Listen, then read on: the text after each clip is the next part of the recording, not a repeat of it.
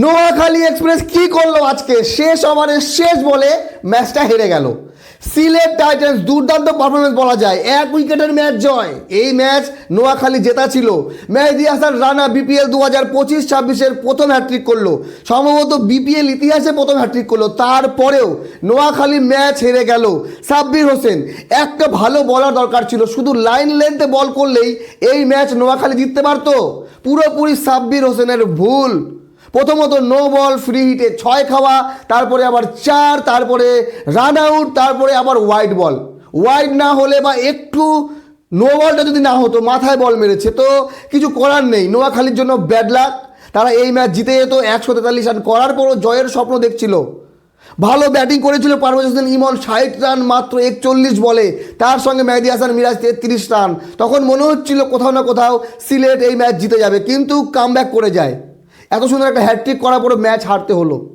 যদি বলি আজকে অন্য ম্যাচের কথা, তার আগে বলি বাংলাদেশের এই বিপিএলে আজকে হয়তো কালো দিন। বাংলাদেশে একটা দুঃখজনক মর্মান্তিক ঘটনা ঘটে গেছে। মেহবুব আলী জাকির, বাংলাদেশের পেস বোলিং কোচ, ঢাকা ক্যাপিটালসের বোলিং কোচের দায়িত্বে ছিলেন, তিনি মাঠেই আজকে হার্ট অ্যাটাকে আক্রান্ত হন এবং অ্যাম্বুলেন্সে তিনি প্রাণ হারান। ওনার জানাজা মাঠ থেকে উঠেছে। মানে শেষ বিদায় এমনভাবে হবে মেহবুব আলী জাকিরের হয়তো কেউ কল্পনা করেনি। অনেক দুঃখজনক ঘটনা, ওনাকে বাঁচানো যায়নি, অনেক চেষ্টা করা হয়েছে। তবে হ্যাঁ, মেহবুব আলী জাকিরের নাম বাংলাদেশ ক্রিকেটের সঙ্গে জড়িত। তিনি অনেক দিন ধরে কাজ করছে বাংলাদেশের ক্রিকেটে, বিশেষ করে পেস বোলিং অ্যাটাক নিয়ে, এবং দুর্দান্ত সফলতা এসছে। বাংলাদেশের যে বোলিং অ্যাটাক শক্তিশালী, কোথাও না কোথাও মেহবুব আলী জাকিরের হাত আছে। এই কথাটা বাংলাদেশ কোনোদিন অস্বীকার করতে পারবে না। ওনার অবদান বাংলাদেশ ক্রিকেটে আছে। তাসকিন আহমেদের যে পরিবর্তন, এটাকে নিয়ে বলা হয়, ওনার পেছনে অনেক খাটনি করেছে। বাকি বাংলাদেশের বোলিং একেবারে খারাপ না, ব্যাটিং যেমন, তার তুলনায় বোলিং অনেক ভালো। বিশেষ করে পেস বোলিং, হাসান মাহমুদ বলেন, নাহিদ রানা বলেন, খালেদ আহমেদ থেকে শুরু করে মুস্তাফিজুর রহমান, এদিকে তাসকিন আহমেদ, প্রত্যেকে মোটামুটি ভালো বলার, নাম করা বলার বাংলাদেশে। তো যাই হোক, মেহবুব আলী জাকিরের আত্মার শান্তি কামনা করি। উনি মাঠেই ওনার জীবন শেষ হলো, ব্যাস এতটুকুই। আজকে যখন স্টেডিয়ামে আসে, সাংবাদিক জিজ্ঞাসা করেছিল কী চান, প্রথম ম্যাচেই ঢাকাকে জেতাতে চেয়েছিলেন, জয় দেখতে চেয়েছিলেন, তো তিনি জয় দেখতে পারলেন না। ঢাকা যদিও আজকের ম্যাচ জিতে গেছে। যাই হোক, মেহবুব আলী জাকিরের জন্য সমবেদনা রইল। এইরকম যে ঘটনা যে কোনো সময় যে কারোর সঙ্গে হতে পারে, তো কিছু করার নেই, সব কিছু ওপরওয়ালার হাতে। যাই হোক, আজকের বিপিএলের দ্বিতীয় দিনের প্রথম ম্যাচে রাজশাহী হেরে গেছে 5 উইকেটে ঢাকার কাছে। রাজশাহী ওয়ারিয়ার্স, যারা গতকাল 191 রান চেস করলো, নাজমুল হোসেন শান্তর দুর্দান্ত নট আউট 101 রান এবং মুশফিকুর রহিমের 51 রানে নট আউট থাকার পর মনে হচ্ছিল দলটা সেই লেভেলের খেলবে আজকেও।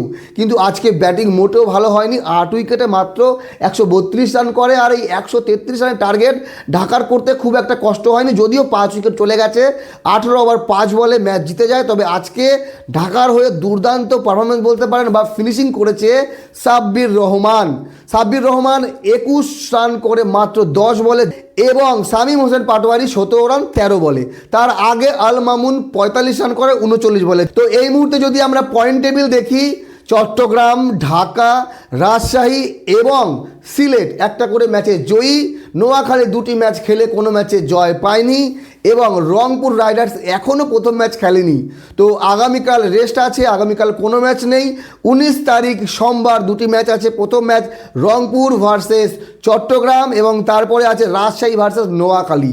তবে আজকে কন্টেস্ট হয়েছিল দ্বিতীয় ম্যাচ, মনে হচ্ছিল যে একসময় সুপার ওভারও হতে পারে, কিন্তু নোয়াখালীর ম্যাচ জেতা উচিত ছিল।